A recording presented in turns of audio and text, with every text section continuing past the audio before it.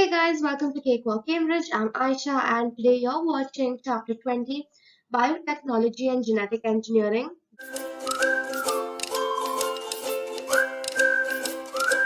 Let's get started.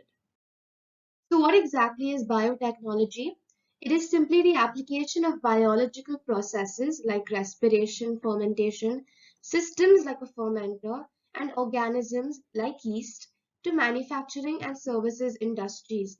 I have never seen the definition of this in any paper, and I doubt you will get it, but it's still good to know and understand it. So, and over here you can see manufacturing and services industries. This could be like in the antibiotics industry, so pharma, and then you have washing powders and juice clearing. So there are like a different varieties of industries that use biotechnology, and today we're going to learn about the application of these biological processes, systems, and organisms.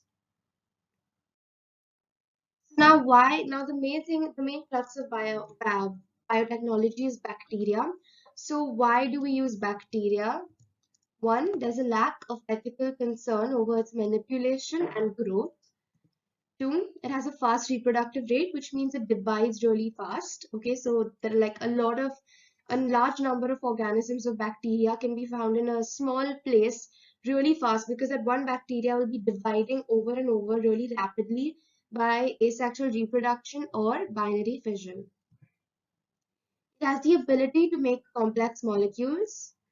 There are plasmids. So plasmids are like loops of DNA basically. We will get into it in the next slide, and I think we've also done this in chapter 1.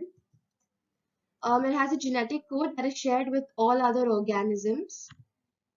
And yeah, okay. So basically, these are the 5 reasons why we use bacteria. You can remember this using this acronym. It's called GPERC. Okay, so that is genetic code shared with all organisms, presence of plasmids, lack of ethical concerns, rapid reproductive rate, and ability to make complex molecules. GPERC. I'd say remember like the genetic code part for sure. Reproductive rate is like very obvious, and the complex molecules. These are like the 3 most important points of this slide. Okay, and then the other 2, of course, I'd give this the 4th most important point, and this last. Okay. So yeah, so usually there are welfare concerns due to invasiveness of procedures and the large number of organisms required, and then there have to be ethical limits that are established, and using the bacteria meets these limits. This red square is not required, it's not in your syllabus, it's just something I saw in my textbook and found interesting. So why we use bacteria, not other organisms?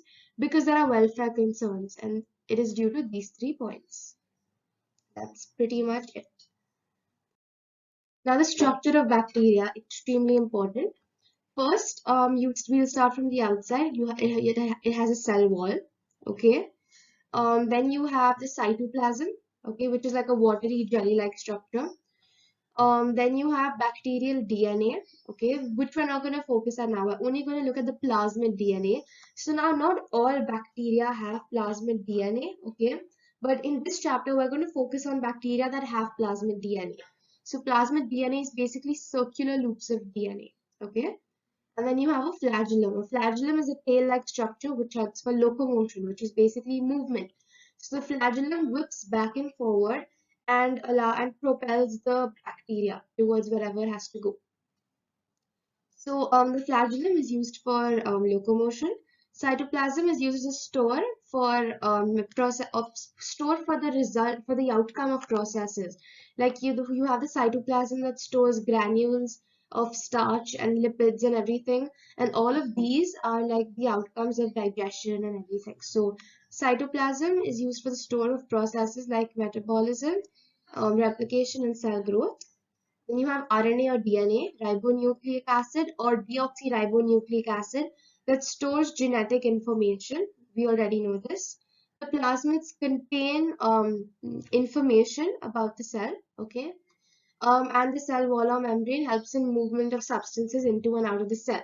A bacteria has a cell wall and a cell membrane. It's just not labeled in this picture.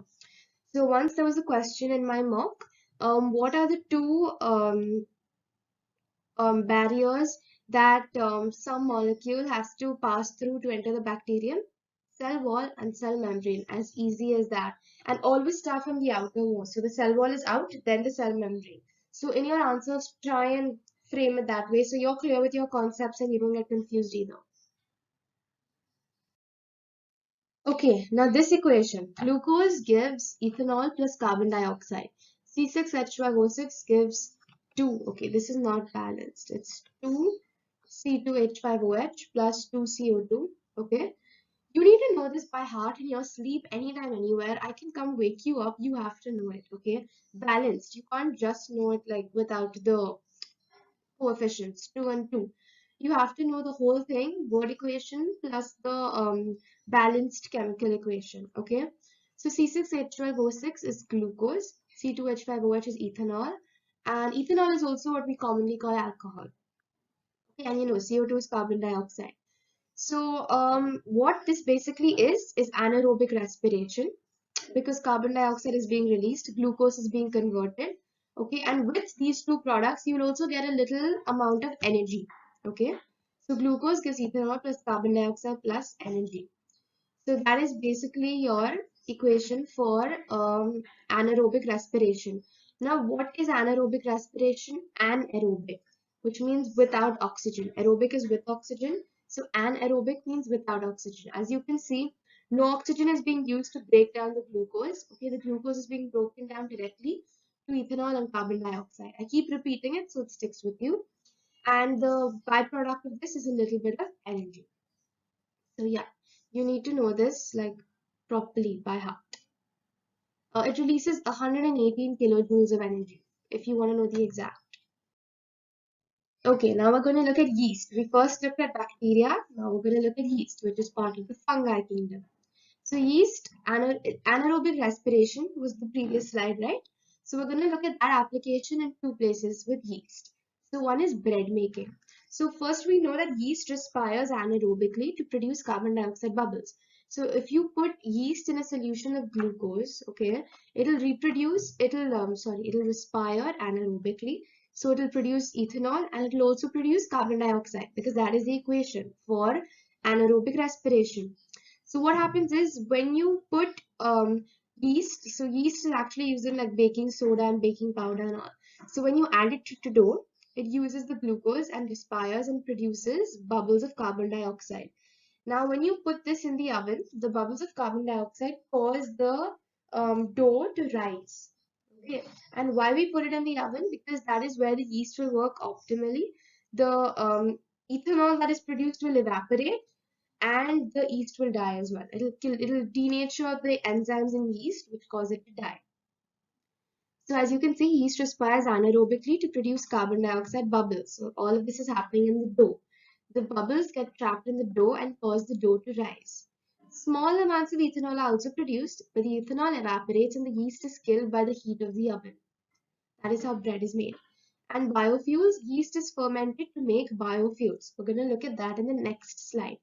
Now, what exactly is a biofuel? A biofuel is basically a substitute for a fuel that is made naturally, biologically, and because it is made biologically and naturally, it doesn't harm the environment. It is eco-friendly, okay, and it's really helpful if we want to have like a environmentally friendly source of energy, okay, so as not to pollute the environment. Okay. So now this is aerobic respiration versus anaerobic respiration. Yeast plus sugar in the presence of oxygen will give you carbon dioxide plus water plus high energy. And yeast plus sugar, sugar is glucose, okay, we're looking at glucose here.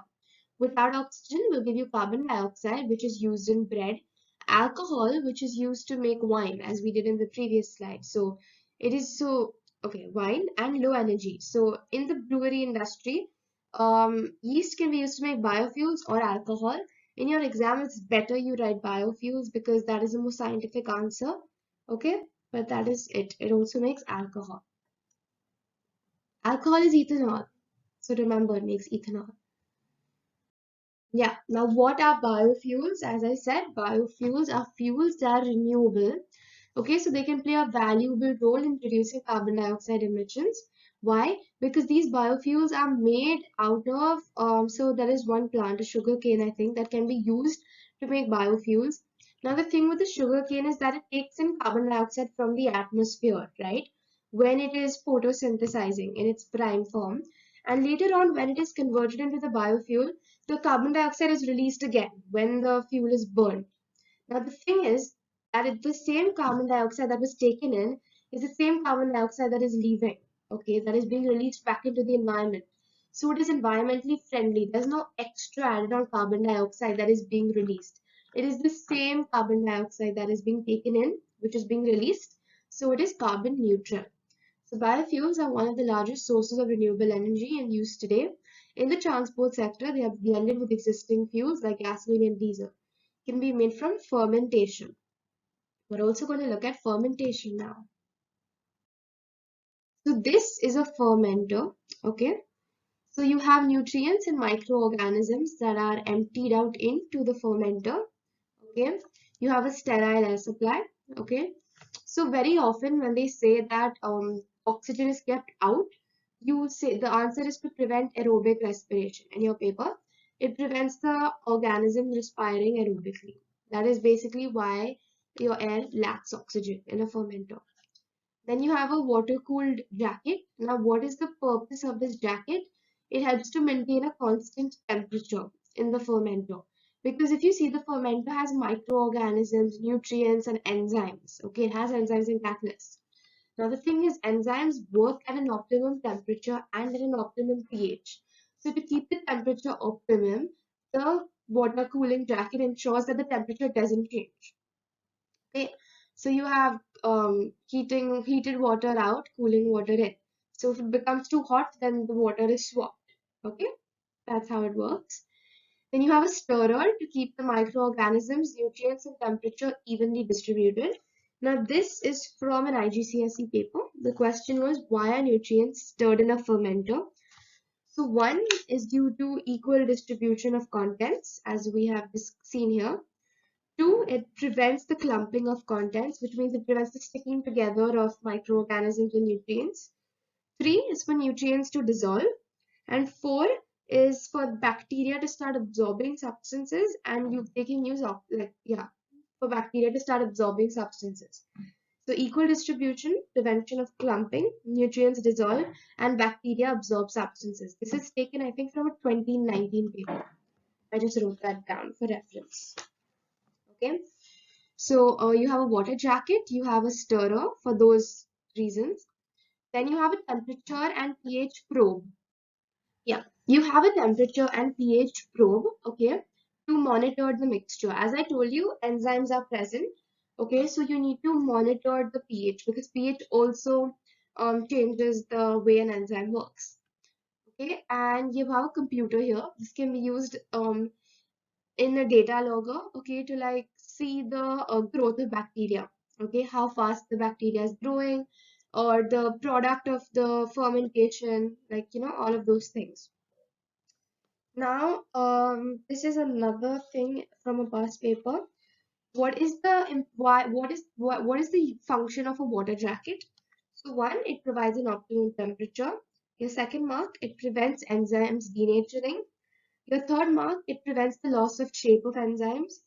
Fourth, the fungus respires. Fifth, it releases heat.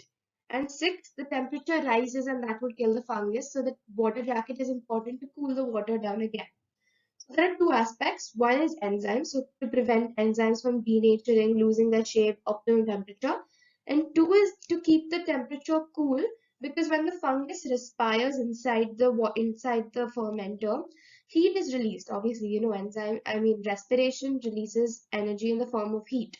This heat causes the temperature to rise, and so this may denature the fungi itself. So the water jacket cools it down. And the second question is, what is the function of the addition of acids and alkalis? So very often you have acids and alkalis that are added to a fermenter. So one is to keep the pH constant. Two, optimum pH. Constant pH and optimum pH are different. Optimum pH is the best pH at which an enzyme works. Constant pH is when the pH doesn't change. So, and the third mark is that otherwise enzyme activity slows down. And the fourth mark is that it gives you a maximum yield. Okay, that is basically what you need to know. Yeah, now the next slide summarizes everything perfectly. You need to know it by heart. Very important.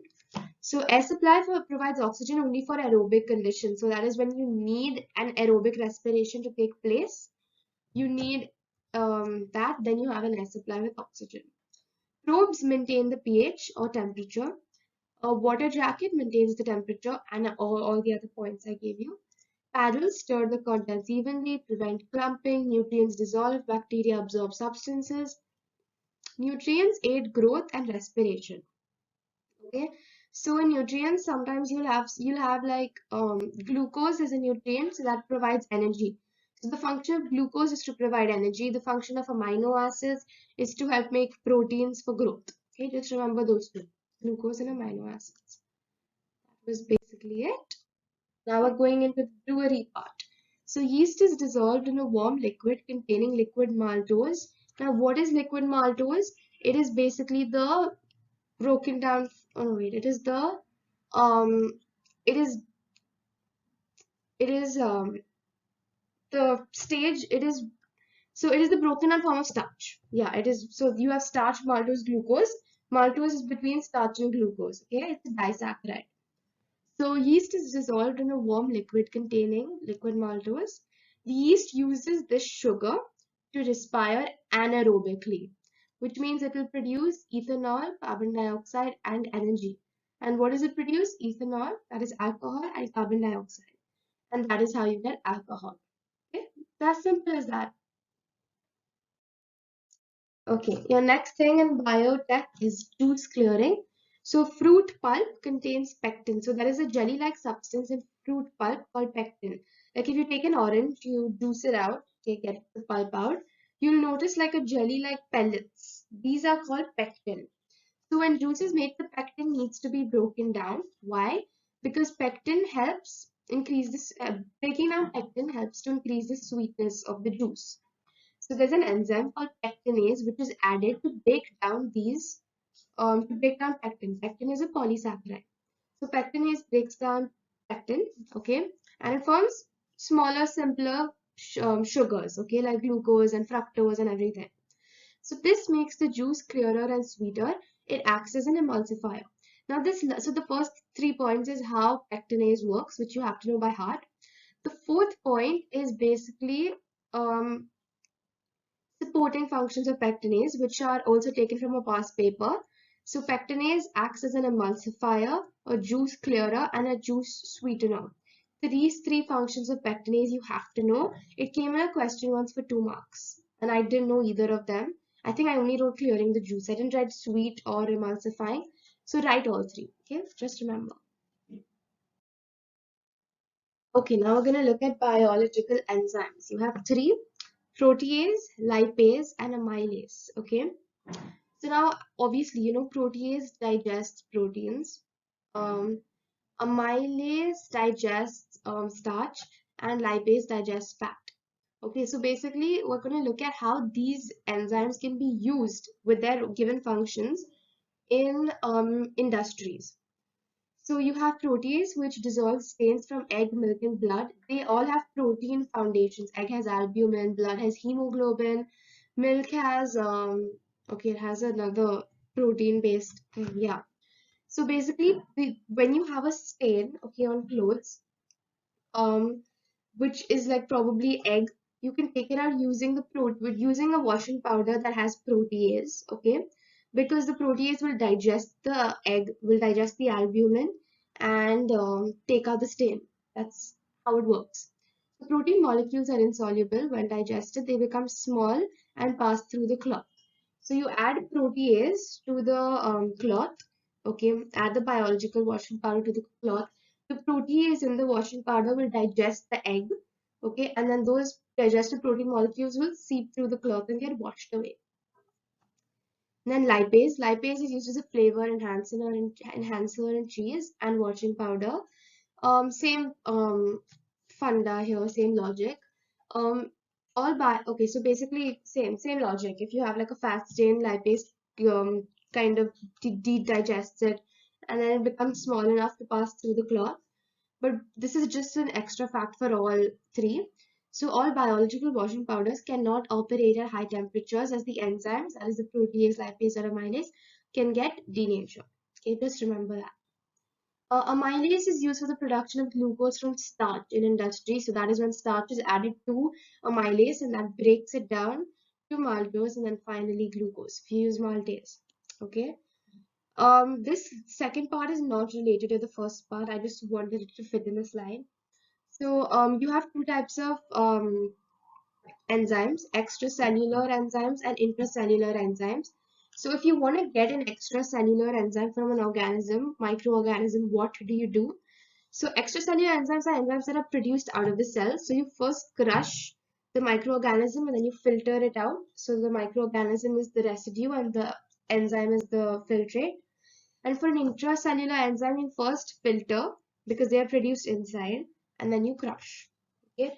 You don't need to know the order of these two. Just remember that there are two types of enzymes, extracellular and intracellular. Okay, and you crush and filter to obtain the enzyme. Okay, lactose-free milk, extremely important. If you watch The Big Bang Theory, you will know that Leonard is lactose intolerant, which means he can't have milk or any items that have milk or lactose in it. Okay. Now, what is lactose? Lactose is a sugar. Okay, it is a sugar basically, and it is broken down by the enzyme lactase. Okay. So now the thing is, some people lack lactase, that is an enzyme that digests lactose. Okay, so this causes irritability in the small intestine. So side effects are diarrhea and stomach pain.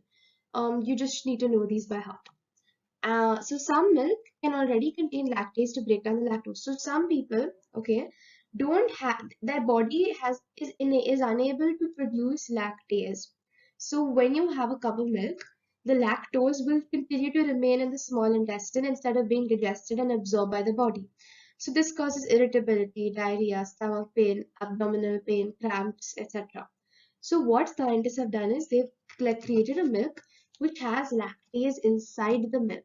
So this lactase digests the lactose, okay, into glucose and galactose, its byproducts. Okay, so the milk can be consumed. So the lactose is already digested before it enters the body. So there are two ways to do this. One, you directly add to milk, and two is you immobilize it. Now, what is immobilizing? Immobilizing an enzyme is restricting it to beads. So you put it, you make it a tiny bead, okay? You learn this in AS levels and IB and everything in grade 11. So you restrict it to a solid, okay, on a small region, okay, in beads, and you pass milk over these beads. Now, while the milk is being passed over these beads of enzyme, the enzyme will digest the lactose to lactase. Okay, so this is a more large scale kind of process. And what you need to know is that the advantage of immobilizing it is not to increase the surface area. It is so that the lactase can be reused over and over again. Okay, because you pass milk through the same beads. So it doesn't get lost in the milk. Okay, you can keep reusing it. It's not for surface area. Penicillin fermentation. So penicillin is produced by the fungus Penicillium. The origin of the okay, wait. So basically what you need to do is you put Penicillium in a giant fermenter with nutrients. Okay. So a carbohydrate source, okay, like glucose is added to amino acid, okay, and mineral salts are added, the pH is adjusted, and the temperature is maintained, okay, and you add it to the fermenter, okay, with the penicillium. Okay, oxygen and carbon dioxide will be used to maintain the levels of dissolved oxygen and carbon dioxide. The fungus is allowed to grow for 2 to 3 days. And and so basically what happens is the fungi then uses these nutrients to produce an antibiotic. Okay, so as the nutrient source diminishes, the fungi produces more antibiotics into the fermenter. Okay, that is basically what penicillin fermentation is. Now, what is downstreaming? Downstreaming is basically changing the form of penicillin to form medicines. Okay, And why is downstreaming important? It is important to purify penicillin from toxins to make into pills.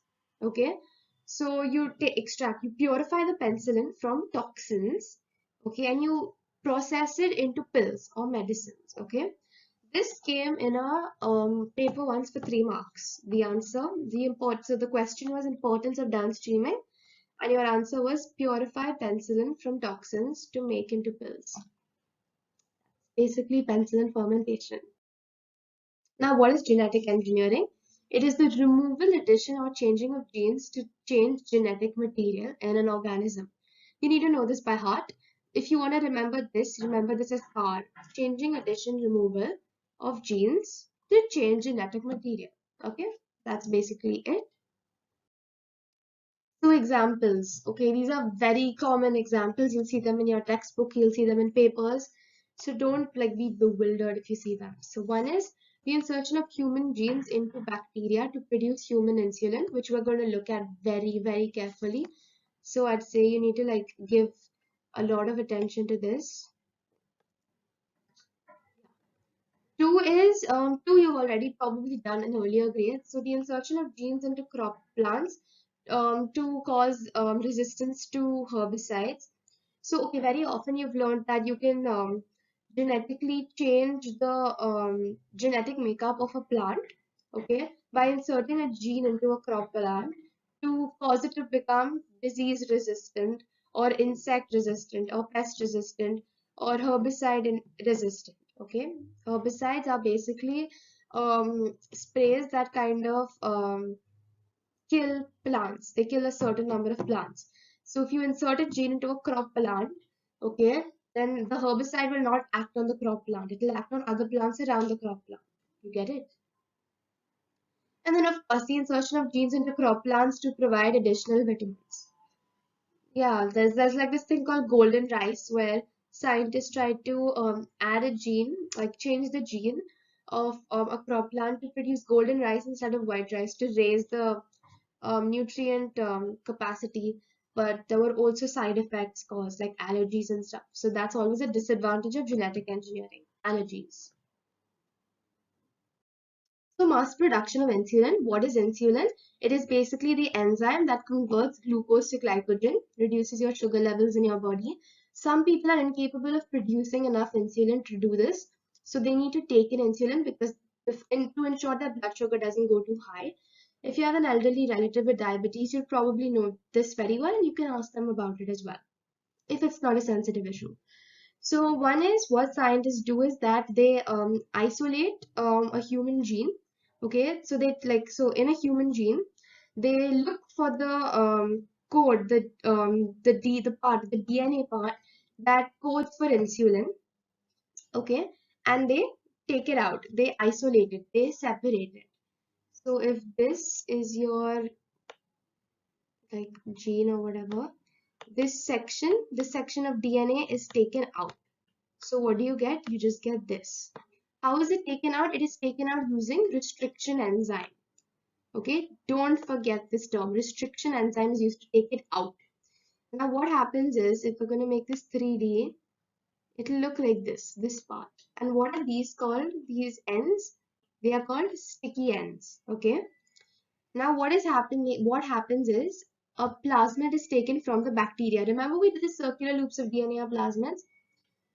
Okay, so this is a plasmid taken from bacteria. The scientists will cut the same section out using restriction, the same restriction enzymes used here, okay? And they will use that same restriction enzyme to add this to this plasmid, which is basically here. Okay, and this will also have sticky ends. So these sticky ends are complementary, which means they are similar in shape, like a jigsaw puzzle or a lock and key, to these sticky ends. So they will stick these two together. Okay, and this is called recombinant DNA. Okay, so what happens is then this new DNA or whatever gene is inserted into the bacteria. Okay, the bacteria keeps dividing. They form lots of these recombinant DNAs, and then they're taken out and then they put into the human. Okay, so like, or they're taken out, the insulin is used, sorry. they're not put into the human. They're taken out, the insulin is extracted and then used by humans. So first, isolation of the DNA making up a human gene using restriction enzymes forming sticky ends. So then cutting off bacterial plasmid DNA with the same restriction enzymes forming complementary sticky ends. Yeah, then these two are stuck together using DNA ligase. So cutting is by restriction enzymes, sticking together is DNA ligase to form recombinant plasmid. Replication of bacteria containing recombinant plasmid which makes human proteins as they express the gene. So how we're gonna do it? The DNA coding for insulin is isolated from the human gene using restriction enzymes. The DNA forms sticky ends. The same restriction enzymes is used to cut a piece of the bacterial plasmid to form complementary sticky ends. The human DNA is inserted into the bacterial plasmid using DNA ligase. This is called a recombinant plasmid. The bacteria which contains this recombinant plasmid keeps dividing, and while it divides, it produces this human protein insulin because this gene is expressed. That's basically how insulin works. I hope you understood it. It's a very important concept, comes for like 6-7 marks. If you didn't understand it, email me and I'll try like helping you again. Okay, now we're going to look at the advantages and disadvantages. So, diseases of modified crop genetically. So, one is disease resistance, drought resistance, higher yield, that's a higher volume of the plants produced, pest resistance, additives, that is makes it healthier. So, more nutrition, same point. Disadvantages that there is side effects, allergy, and loss of biodiversity and variation. It's a favorite point of mine. So if you're gonna like keep genetically modifying crops, they're not going to adapt themselves. So a lot of them may die as well, and all of them may be genetically identical if you're gonna change all of them. That causes a loss of biodiversity and variation. That was basically our chapter. I hope this video helped you. If it did, please like it, subscribe to my channel and share it. If you have any doubts, my email is on the YouTube channel. You can feel free to mail me there. I'll be happy to help you guys. I hope this video helped you. Let's get through this together.